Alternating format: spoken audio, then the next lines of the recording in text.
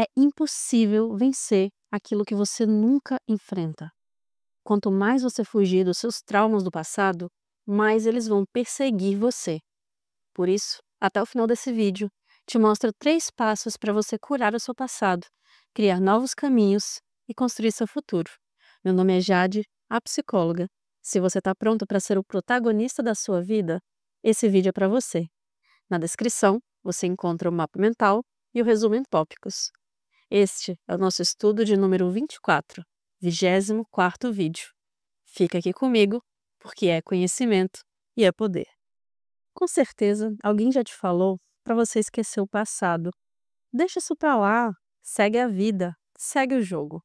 Mas será que isso realmente funciona? Esquecer o passado é a primeira forma que a gente costuma encontrar para lidar com ele. Na verdade, a gente não esquece o passado. O passado vai ser sempre uma memória. Mas a gente pode sim apertar um botãozinho e fingir que ele não aconteceu e ignorar.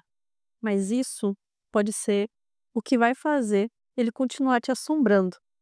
Quando se fala do passado e coisas ruins que te aconteceram lá atrás, seja quando você era criança, adolescente, dentro da sua casa, com a sua família, fora, na escola, no relacionamento ou num trabalho, sempre vai ser algo fora do seu controle, algo que aconteceu que não foi necessariamente sua culpa, mas que de alguma maneira te afetou emocionalmente. E por ter te afetado, te causou sofrimento. Talvez mudou um pouco a forma que você vê o mundo, que você se sente, que você pensa sobre a vida e até a forma com que você enxerga as pessoas. Mas esquecer ou virar a página pode até te proteger um pouco de entrar em contato com essa dor, com essa memória que te afeta. E sim, que dói. É muito comum quando a gente pensa numa memória que foi dolorosa, num trauma do passado, a gente busque um pouco se distanciar daquilo. E é perfeitamente normal e até esperado que isso aconteça.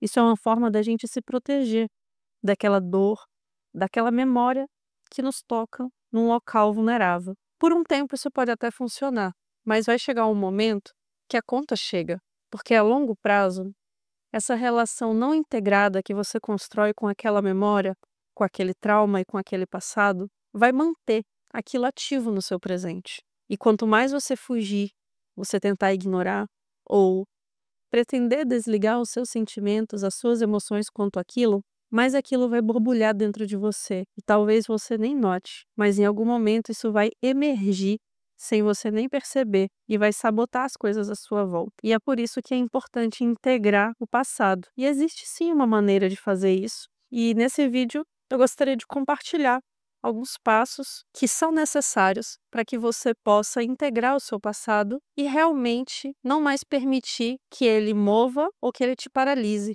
diante das pessoas, dos eventos e da sua própria vida. Eu separei aqui 3 coisas que você pode fazer para curar o seu passado. Mas antes que eu possa compartilhar essas 3 coisas com você, é importante dizer que não é fácil fazer isso. É preciso tempo, esforço, paciência. E para cada pessoa e para cada tipo de memória, de passado, de trauma, isso vai ter um tempo diferente, vai ter um ritmo diferente.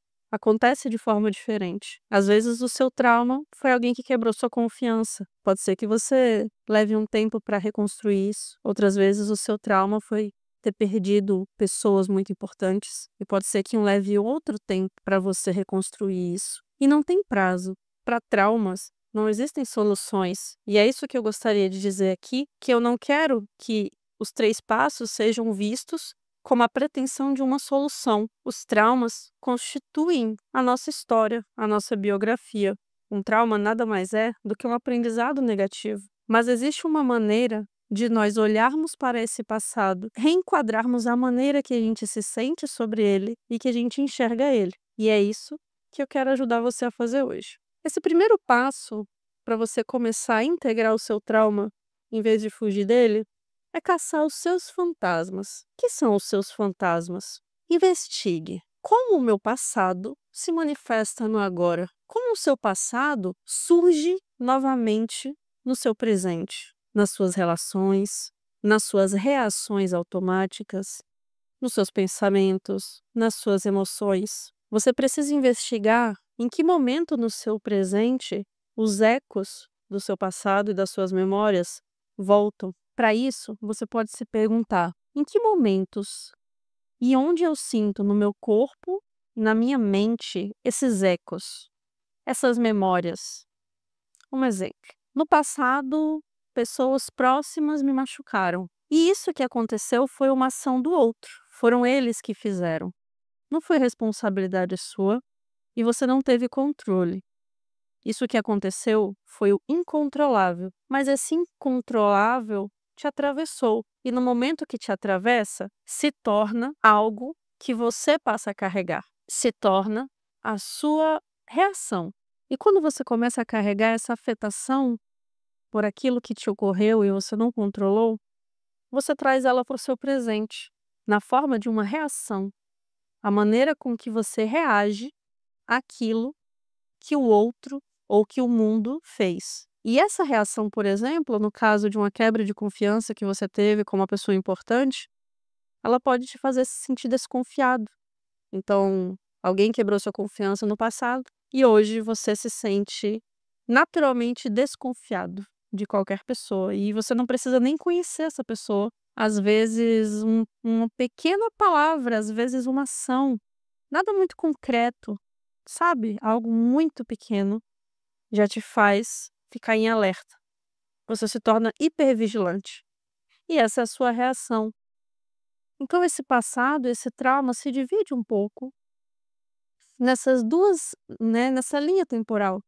Aquilo que o outro me fez, aquilo que o mundo fez, aquele evento que aconteceu, que eu não controlei, que não foi minha responsabilidade.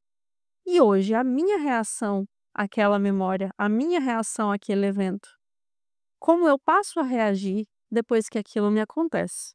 Esse é o primeiro passo para que você comece a entender como o seu passado, essas memórias e o que hoje você chama de trauma moldaram as suas reações, a forma com que você enxerga o mundo, o que você espera ou não das pessoas ou dos eventos.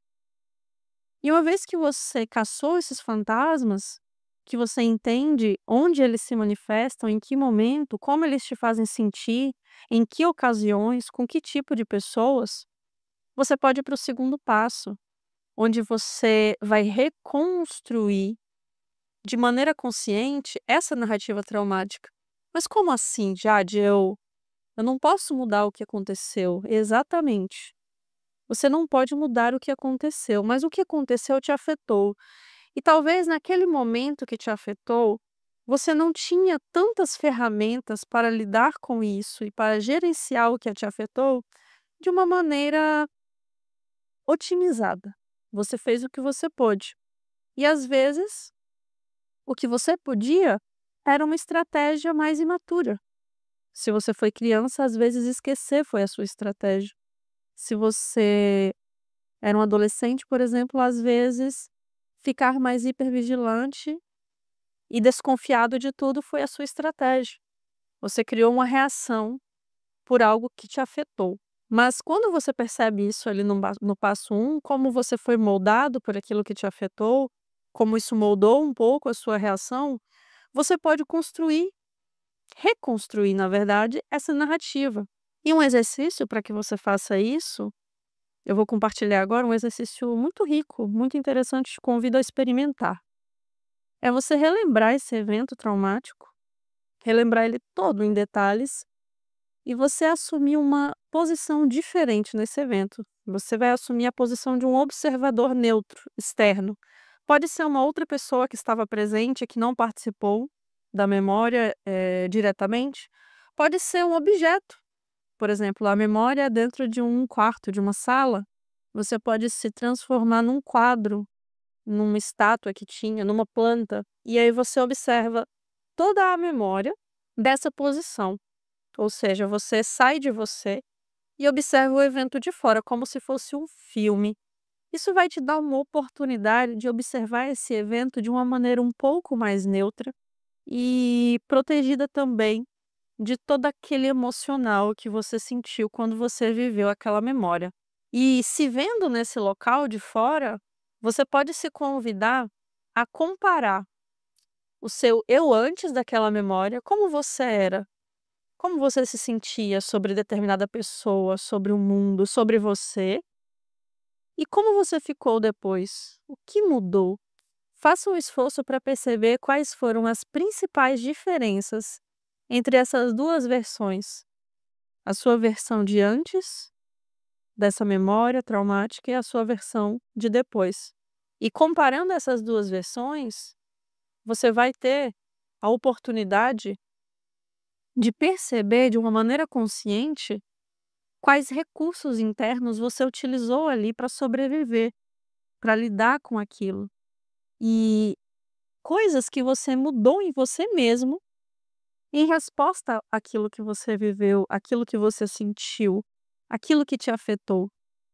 No nosso exemplo ali atrás, aquela pessoa que, né, que a confiança dela foi quebrada por alguém próximo, ela não se me permitiu mais confiar.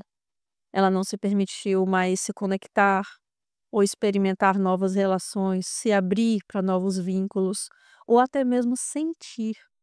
Às vezes ela conheceu alguém, quis sentir algo, mas ela se impediu de sentir, porque ela sabe que se ela começa a sentir algo por alguém, ela pode estar vulnerável de novo, estar vulnerável a ser decepcionada. E aí você se nota mudando algo em você a partir daquilo. E isso que você está mudando é uma maneira de você se proteger, talvez de viver aquilo de novo. Mas isso que você está mudando não é uma determinação. E é por isso que o terceiro passo é a experimentação. Mas o que eu vou experimentar? Você vai experimentar sempre que você notar que tem um fantasma surgindo na sua mente e corpo, um pensamento, uma antecipação, um sentimento de medo, ansiedade, de viver de novo aquilo que já te machucou. Você vai observar isso vindo e se perguntar: como seria se eu pudesse viver no meu presente sem me proteger daquilo que aconteceu no passado? Como poderia ser? O que eu me permitiria fazer se eu não precisasse me proteger do que me aconteceu antes? É isso que vai te dar possibilidades de agir com intenção para romper esses padrões que te protegem, mas que também te limitam. Aquilo que aconteceu no passado é passado e não se pode mudar, mas como você age hoje no presente e o que você escolhe se permitir fazer ou não, ainda é um campo de escolha. Por mais que haja uma necessidade de proteção, que às vezes pode vir de um medo, de um receio de viver aquilo de novo, você também pode se permitir viver, você pode se permitir sentir. Há um risco no sentir. E há um risco no viver, há um risco em ser vulnerável, sempre há. E por mais que nós queiramos nos proteger dos riscos, essa proteção também se torna uma prisão, que nos limita e que nos impossibilita de fazer pontos, de viver novas experiências, de estabelecer vínculos, de nos lançar a coisas que gostaríamos de viver, a experiências que gostaríamos de ter. Nós não queremos ser machucados, frustrados, decepcionados, mas nós queremos viver. A sua proteção também te limita. E eu espero que, com esses 3 passos, você possa repensar sobre que lugares você tem buscado proteção e o quanto esses lugares protegidos também te aprisionam um pouco. E antes que a gente possa ir para a nossa reflexão final, colabore e haja efetivamente para a construção desse trabalho e para a sua transformação. Comenta aqui comigo: meu passado me moldou, mas não me define. Curte para sinalizar que você gostou do vídeo, para eu trazer mais sobre esse tema, sobre trauma, sobre passado, sobre ressignificação. Se você não é inscrito, se inscreve, ative o sininho e você vai receber todos os vídeos e ofertas relâmpago que muitas vezes eu coloco aqui. Agora, vamos para a nossa reflexão final, uma das minhas partes favoritas. O passado é uma experiência, mas ele não é sua identidade. Muitas vezes, você pode ter, sim, cristalizado algumas proteções, algumas defesas, a partir de coisas que aconteceram no seu passado, mas ainda não é sua identidade. São apenas mecanismos que têm a função de proteger o seu eu mais íntimo. São como armaduras que a gente um belo dia veste e funcionam, mas que de repente a gente começa a crescer, nosso corpo vai ficando grandão, o tempo vai passando e a gente começa a notar que aquela armadura aperta. o nosso corpo restringe, faz a gente ficar encolhido e ela começa a incomodar. E esse é um convite para aos poucos a gente se despir dessa armadura. O seu corpo e mente guardam essas marcas, mas com paciência, com autoconhecimento, você pode sim mudar a forma que você lida com essas marcas e ressignificar o passado, que é um processo, não é uma tarefa fácil, não é uma tarefa rápida. E, na verdade, pode ser uma tarefa extremamente desafiadora e muitas vezes uma tarefa dolorida, mas é uma tarefa possível. Por ser dolorida e desafiadora, você não precisa fazer sozinho, se você não quiser. Se você sente que precisa de apoio para ressignificar alguma memória do passado, algum trauma, eu te convido para uma conversa, sem julgamentos. É só responder a pesquisa de 2 minutos, está no comentário fixado e também na descrição. Mas se você não estiver pronto, ou se você acha que não tem nenhum trauma, você também pode assistir o vídeo anterior aqui do canal, 5 leis do herói para o mundo ajoelhar diante de você, o nosso estudo de número 23. Nesse vídeo eu conto a jornada existencial de Zuko, que faz um movimento de sair de um exílio existencial e assumir a sua liberdade. E ele consegue vencer os obstáculos e conquistar a sua própria honra, sem precisar de nada externo. Eu espero que tenha iluminado até aqui. Muito obrigada por assistir e até o próximo vídeo.